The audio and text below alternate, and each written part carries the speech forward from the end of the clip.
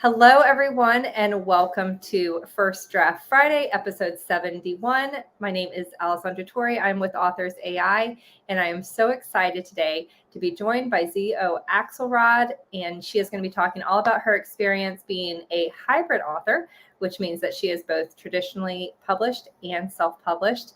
And this is a hot topic, so I'm really excited to jump into it. Welcome to the show. Do you want to just tell the audience a little bit about yourself? Yeah, sure. Thank you so much for having me, by the way. Big fan. I am 10 years into my publishing journey. I write contemporary romance, contemporary fiction, and then I started out years ago writing fanfic. So like I try to slick some like paranormal stuff in there. Although I haven't really published a lot of paranormal, so it's mostly been contemporary. But yeah, kind of all over the place. I'm a moody writer. So I love it. I think we all are. All the greats, yeah, right? Yeah. So yeah. can we go back in time like 10 years when Sure. you have a background in writing? Like what prompted that first book? No, I accidentally wrote a book. I feel you. I was a full-time musician actually, and I was on the road. And when you're playing shows in Europe, the shows are really late. Like here in the States, shows, concerts start like 8 o'clock, something like that. When I would do a show in Europe, it started like 11 or midnight 11 Europe time. p.m. Yeah. Yeah. Okay. Like, yeah. Right. So I would get back from a gig at like 3 in the morning and be, wired. Yeah. Yeah, and so I would just like dabble in stuff on my Tumblr blog. And my friend Denny Bryce, I don't know if you know Denny, she had me watching this TV show that like was like a political thriller or something like that. And I was like, oh, this isn't really my jam, but the characters were so interesting and the fandom was really, really wild. And so I would just watch this show and sort of like dabble, like write little, dribbles about it. And it turned into this like 200,000 word 9 month project that like took on a And were life you of its publishing own. it as you went on fanfic, or this is just on your computer? Nobody's It seeing it. was on my Tumblr blog. I It would was. post Okay. like, yeah, I would do like a couple hundred words here and there, and then people started asking for more. And so it was like 2 or 3 chapters a week I was posting, and it went viral. I didn't know. I had no idea. They're talking about it on Twitter and stuff. And I was like, what is happening? So Denny was like, you need to come to a conference with me, figure out what to do with this, because people were asking to buy it. And I was like, you just read it for free. Like, why do you want to pay for this? So it was a whole different experience for me coming from music into this. I knew nothing about publishing. I didn't even know what genre I was writing. I didn't know anything. And so I went, in completely green. And she was like, we got to do something with it. But I didn't. I sat on it for a little while, spent about a year like studying publishing, met a lot of authors, went to conferences and stuff like that. And then a year into it, I decided, okay, I'm going to quietly publish a novella to see what the mechanics were like, Yeah. just to To get understand it the up on, process. yeah, the platforms and stuff. I didn't market it. I didn't do anything. And then I think I told one of the authors, like little groups, right, Facebook groups I was in, and they were like, Xio wrote a book. And then all of a sudden it was in everybody's blog, like everyone's talking about it. And I was like, oh, okay. So this is what networking is, so it was really cool. But I definitely fell into this career. Well, let's talk about music for a minute because Sure. it's interesting because our industries have a lot of parallels. Yes. We both kind of went into self-publishing, at kind of the same time in terms of Hmm. like um, indie music artists being able to now, just create a song and put it on the internet. So Yeah. when you say like you're a musician, like you were a musician, like if you were, so what kind of musician were you? So I'm a singer. You are. And at the time, I had been touring in the UK mostly with like an acoustic. I had like a guitarist, and I had sometimes a percussionist with us. Then we would do like pubs and venues and stuff like that.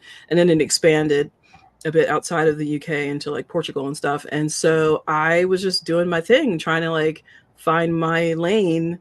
Mhm. I'm an indie rock musician, which was really hard at the time to look like me and do that style of music. People were like, Yeah. they kind of like do that.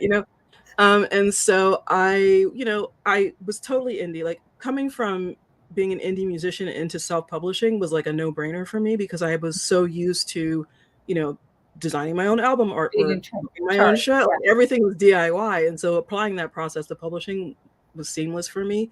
And I think 10 years ago, people were still kind of like ooh, indie, self-publishing. Oh, it Yeah. was like, It still you had know, a stigma. Like, yeah, yeah, yeah. I mean, it still it does, still does. Yeah.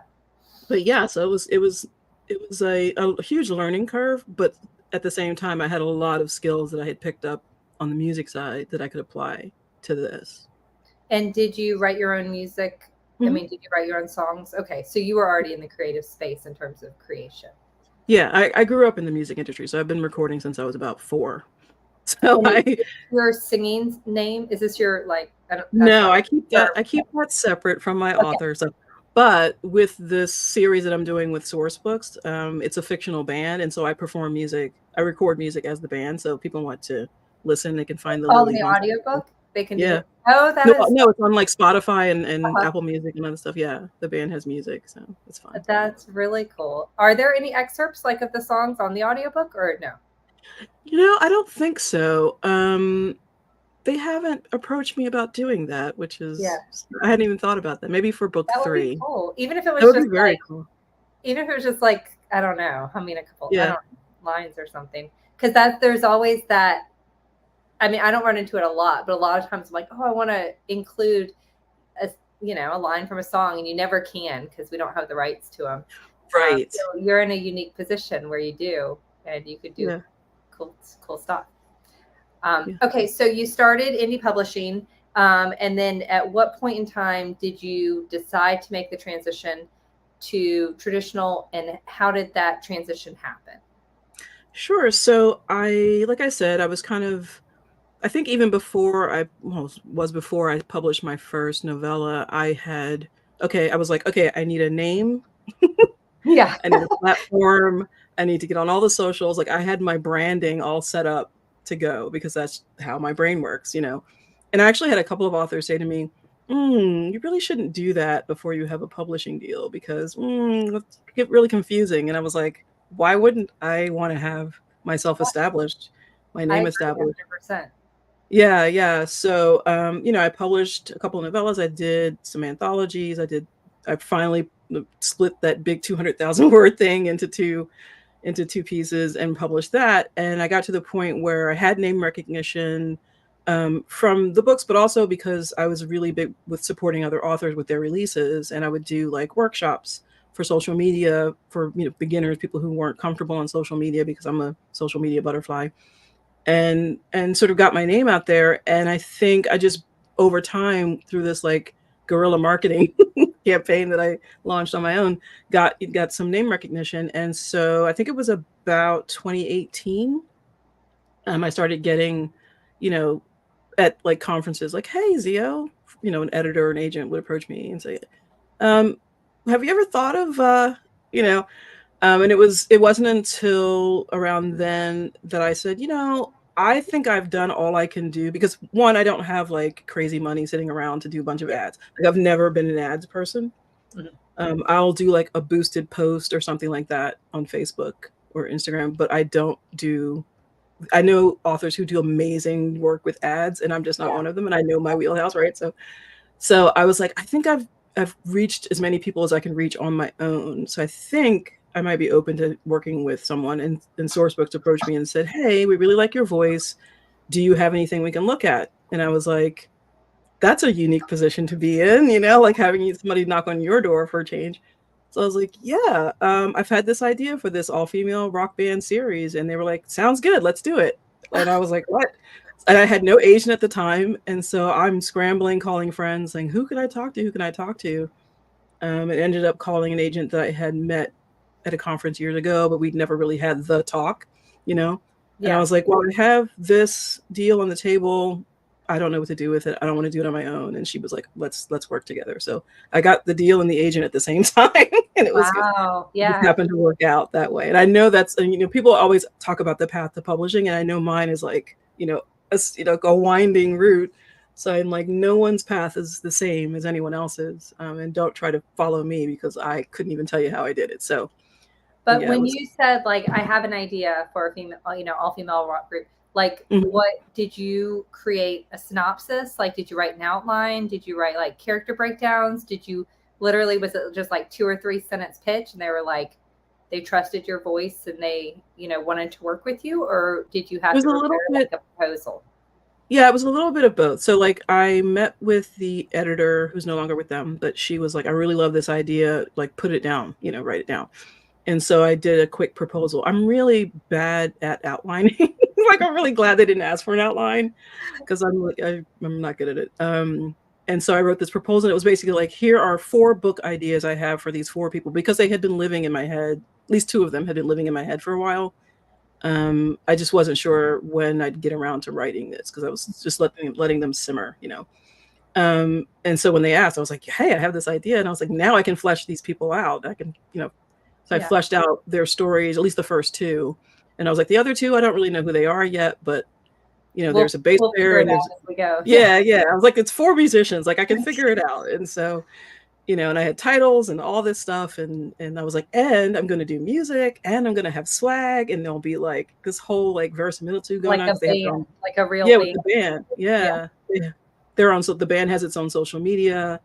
The club they play in has its own website and gear, you know, so like, you know, Wow. they realized it was like a project that I was trying to Yeah. put together. And I think they bought into that as well as hopefully my writing. But yeah, it was an interesting process. So then in the past you had written books, you know, worked with an editor or self-edited it and published it. And so Yeah. now you are going, and for a lot of the authors and anyone, I can see our audience, if you have questions and comments, don't be shy. Feel free to pop your questions in and we'll answer as many of them as we can during the next 20 minutes. But can you take us through kind of that process, start to finish, with working with a publisher for someone who, most of our listeners have never worked with a traditional publisher, and Sourcebooks is a fantastic publisher. Yes. So can you kind of talk to us about that? Did they just give you a deadline and then said, we'll see you in 3 months, like with a first draft? Or was there, what was the process? There was a little bit of panic on my part in the beginning because, as I said, the acquiring editor, she left. She left Sourcebooks in the middle of my first round of edits. Okay, so So you had already, they had received the manuscript and then yeah, you did edits and she left. Okay. and she left. And we had been going back and forth because she had a slightly different idea of what the book was going to be than I did. Mm-hmm. And so she left. I got a new editor, and she was like, fortunately for me, she was like, give me the book that you want me to read. Like, forget what was going on, you know? And I was like, okay. And so I had a chance to like sort of rework it and give it to her. And so that process took, so, you know, we're going through the development of edits and it went twice as long as it normally would probably. Just because I was a little bit shell shocked. Because honestly, I'd self-edited everything up to that point. I'd never worked with an editor. Mm-hmm. And so my first editing experience, she left. And so I was like, was it me? But it wasn't, obviously. But yeah, so it was a really interesting process. And Sourcebooks was great because it was all very new to me and they held my hand. Like they held, you know, she held my hand through it.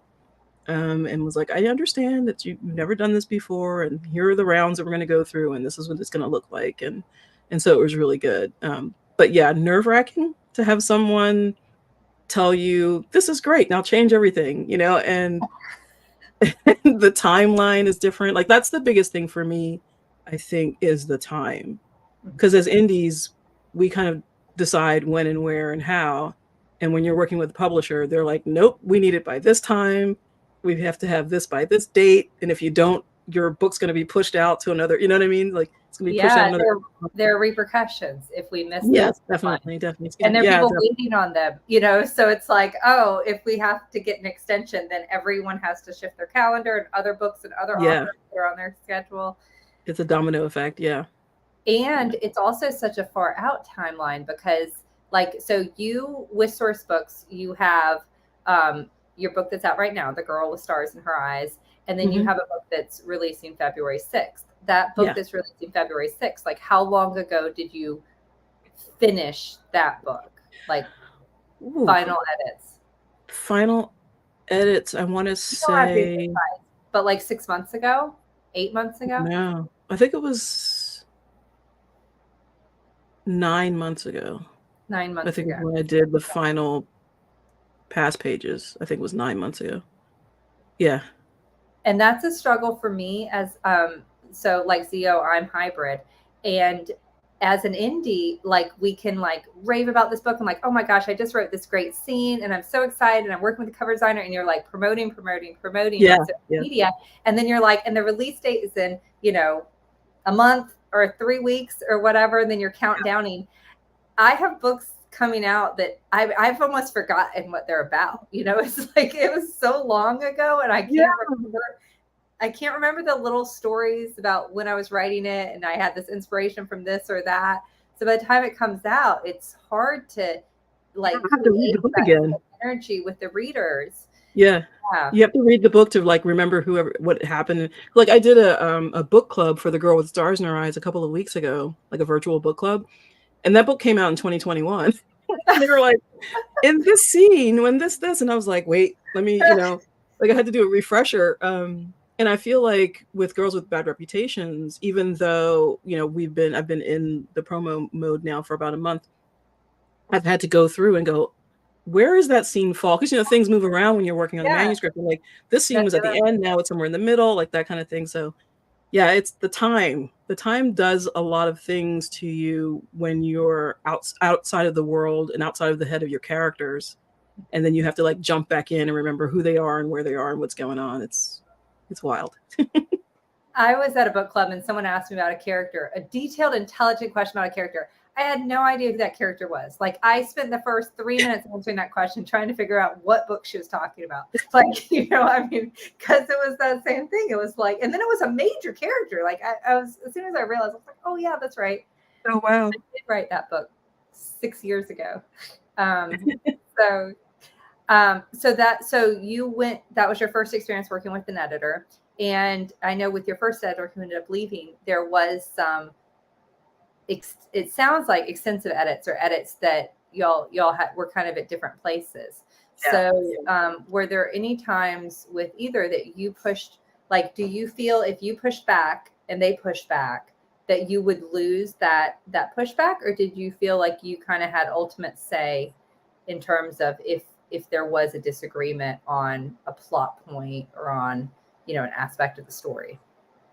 I think in that first round, there was some pushback that I had that I got that didn't get shut down because they always say, it's up to you. But, it's very clear that, and yeah. yeah. And I'm like, okay, well, I guess this isn't working. And so I did go into my shell a little bit in that first round because I was like, maybe I don't know how to write a book. Maybe I don't know what I'm doing, And it is a different audience, I've noticed as well. The trad audience is a little different than the indie reader. And so I was like, well, they know what they're talking about. So let me, and then when we went through the second iteration of the book, I was like, I have very strong feelings about certain things here. And I think for my story and my voice, these need to stay. And they were like, okay, it's your voice, So Yeah. for better or worse, they stayed in there, most of it. I've worked with 3 different traditional publishers, and every time I've really stuck to my guns on something, they do always back away. So that was good. And I remember my first experience was with Harlequin, and I was not confident in, like, I was a new author. They bought my debut novel. It had already been self-published. They bought it. We were going through it. And I remember the ladies like, the main character, the hero cannot sleep with another girl after he meets the heroine. Like, it can't happen. Oh yeah. Especially in a Harlequin. Yeah. Oh my gosh. And not only did he sleep with another girl, he did it while on a date with my character. Like, he left her alone. He went off and slept with someone. Oh my gosh. And now I look back, I'm like, yes, like, not only did I break the rule of romance, like I ran that thing over with a tractor, 3 times and backed up over it a few times. Yeah. Like I'm breaking it. But it was a major plot point, and had we changed it, I would have had to change a lot. And that book had succeeded. It had been wild, it had taken off and so even though I was very unsure of myself, and I was like, I'm gonna be the easiest author ever, like I'm gonna make this, such a great experience to work with me. But that one I stuck with, and they left it there. Like, she was like, okay, but it's a mistake. Yeah. So that's one thing I do like about, I think traditional publishers do really respect the creative process. and the story, and you're buying to the story. But on the packaging side, I have hit multiple times. I'll feel strongly about something, and my opinion is taken into consideration, and then it is disregarded. And I'm okay with that because, packaging is their thing. But so we talked about the editorial, and then it came time for the title and cover design and packaging and all that. And you said initially that you had your titles kind of picked out. Are those the titles that ended up happening, or did it end up getting a different title? No. No. It's funny because when you were talking about the editorial, I was thinking, because I also work with Blue Box Press, which is a very small indie. And the editorial there was such a different process than with Sourcebook. So I have two experiences to compare to each other. And the same thing with the cover design and titling. I had the 4 titles for the Lily series with Sourcebooks, and they actually liked the titles. But then when they read the first book and looked at the title, they were like, this doesn't seem like the title. They don't match. And I was like, I know, but it's a really great title, and I still love the title. It's a cool title. Yeah, I'm still going to use it one of these days. But it went into this like round of sort of title guessing. Like we had, I think, 40 titles on a sheet, and it was like almost focus grouped within the group, within the company. And stuff. And honestly, I think it was Dominique, like the head of Sourcebooks, who was like, I really like The Girl with Stars in Her Eyes. That's what it should be. And what are you going to say? You know what I mean? And she was right. It's a great title. I met Dominique. Like, I wouldn't argue with her. I'd be like, I don't argue with her. Dominique knows what she's talking about. Yeah. So, and I was like, that's okay. It's a great title. She's absolutely right. It's an awesome title. I love that title. Yeah. And then the cover, it was basically like, well, how do you envision it? What does she look? What does she look like? Copy of the book just so we can show it. Yeah. I have the book of the month copy here. Hey, there we go. Now, is that a different? Did they have a unique cover, or that's the cover? No, it's just that it's hard. It's just the hard cover, but yeah. Look how this is the title. How many pages? Yeah. 400 and something. I don't know. It's big. No, but, I said pages. I meant words. Is it? Oh, I'm trying to remember. I think it was 118. Oh wow! Yeah, something like that. These are big books. Cover. I love the cover. Yeah, I love the cover. But I wanted her to have purple lipstick. I wanted her to wear sunglasses, and I wanted her to be peeking over them. And I was like, other than that, do what you got to do. And they did their thing, and I thought it was really cool. And I love that on the side you can see her right there. It captures all of those things. Yeah. So it was really cool. It's a great cover, and I love the cover for the second book as well. It's got a different feel for the character. Mm-hmm. But I love her hair. I love the attitude. She's got the hand in the pockets, and the leather jacket and the whole thing. And did you have like specific things you want to communicate with it, like the first one, or you were? Well, I sent them. Well, my editor and I worked on these together in terms of like the feel, and I was like, I sent her a lot of character inspiration images of what Kayla, the character, looked like, and she's got big red hair and freckles and the whole thing. And I was like, and she knew her personality from reading the book, so I was like, I want Kayla to really be represented on the cover, and they nailed it like right away, like as soon as I saw the cover, because initially the book had a different title and a different cover. Oh, really? Yeah, it had a different title and a different cover, and I wasn't terribly crazy about the title. I loved the cover. So when they said they were going to redo everything for this because it was a totally different field, I was like, yeah, let's do it, And it's like, as long as there's like a unifying element through the series, which I think will be the font treatment, each girl can have her own feel, on the cover. And I think, they're really great. Sourcebooks is amazing with their covers. Like, just, I haven't seen a bad cover from them for anyone. It's, That's one thing I love about traditional publishers is like their graphics team, their cover designers. Yeah, they get some incredible covers out. And I love how each of those feels different, but does, There's like that one unifying element. Yeah. And then working with girls, something. I don't know. We don't know what the other two titles are yet. I suspect so. Yeah. We might dig back into that list of 60. But working with Blue Box Press on the cover for Love on the Byline, which is this one, we were very collaborative on this. And it was, there's Easter eggs in the cover for the second book. Oh, that's super cool. Which is really fun. like the t-shirt he's wearing, and there's like a billboard way in the background. And so, it's been really cool for me, because one of the things that I was really worried about when I decided to sign contracts was that I would lose creative control over things like that completely. You know what I mean? Yeah. Like, having some input is better than having no input, because you hear authors grumbling about, like, I really don't like this cover, but I have to promote this book. You know what I mean? Or I really hate this title, but I have to promote this book, and you have to pretend like I actually genuinely love my covers and titles. But I feel bad for the people who have to, like, sort of grin and bear it. So one of my with one publishing experience, they sent me like 6 cover options.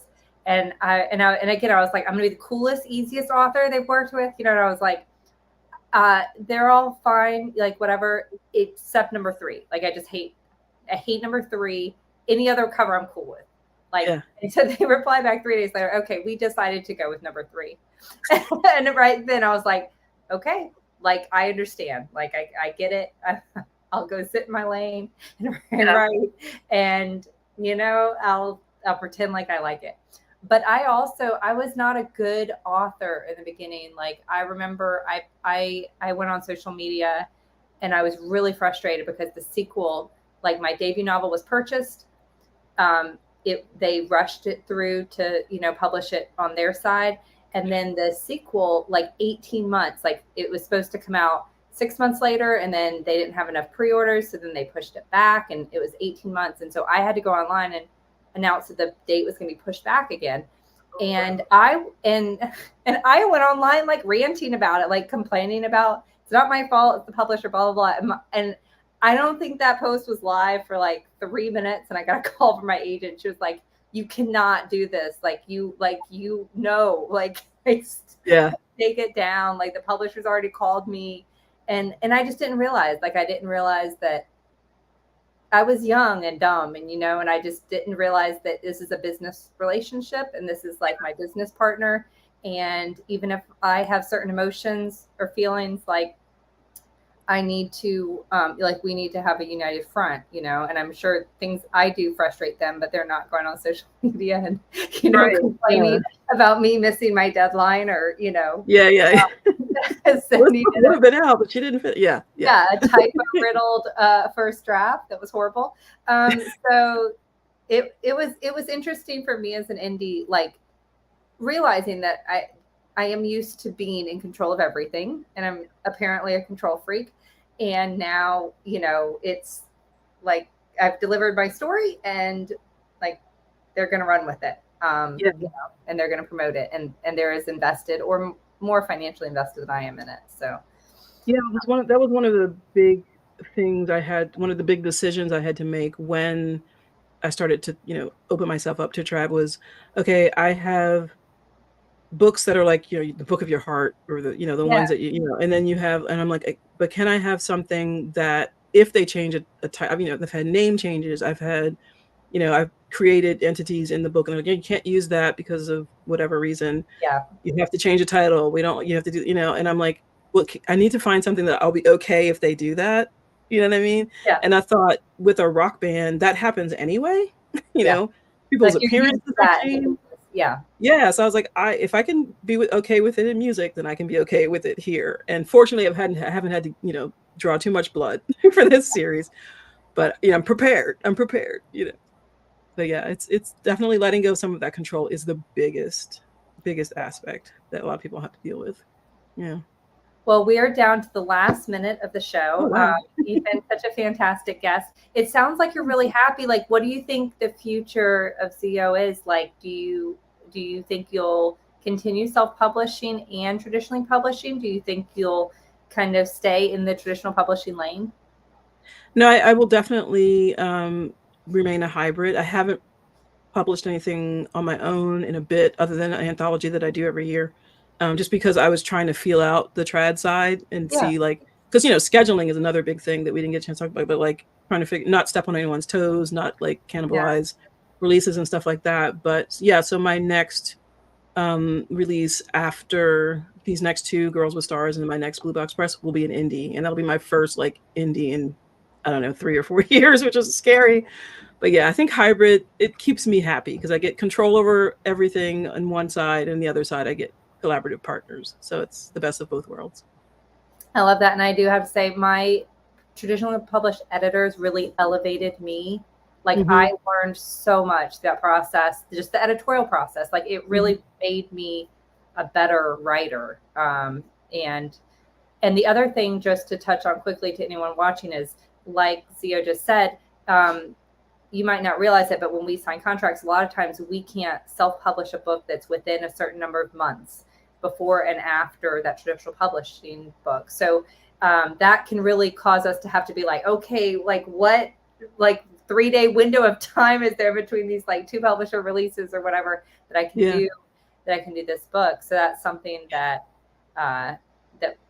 that is a consideration, when you're looking at a traditional deal. But a lot of times that can be negotiated, and it is a different world than it was 10 years ago. 10 years ago, it was like indies didn't really have a say about anything, and now they're much more used to working with us. Yeah. Time is definitely the biggest thing I would tell anyone who's considering being a hybrid, because not even just releases, but like edits, getting edits on 2 books or working on edits on 2 or 3 books at the same time. It's like, head hopping, like in the worst sense, right? Yeah. Absolutely. Well, thank you so much. It was so great to have you here. If they're interested in reading your books, obviously they're traditionally published, so they're available everywhere. And again, just mark your calendars. February 6th, The Girls with Bad Reputations releases. And if you're interested in jumping right in to where do you suggest they start? With The Girl with Stars in Her Eyes, or one of your other absolutely. Yeah, it's my rock and roll fairy tale. It's a good place to start to get a feel for my voice and to fall in love with my girls, because they're on a roll. I can't wait. Thank you again. And everyone, will be back with another First Draft Friday in just a week. So if you are following us, if you are not following us, please like, subscribe, or join the group. And we'll see you at a future First Draft Friday. Thank you so much to our audience. And thank you so much, Xio. It was great to have you. Thanks for having me. It was great being here.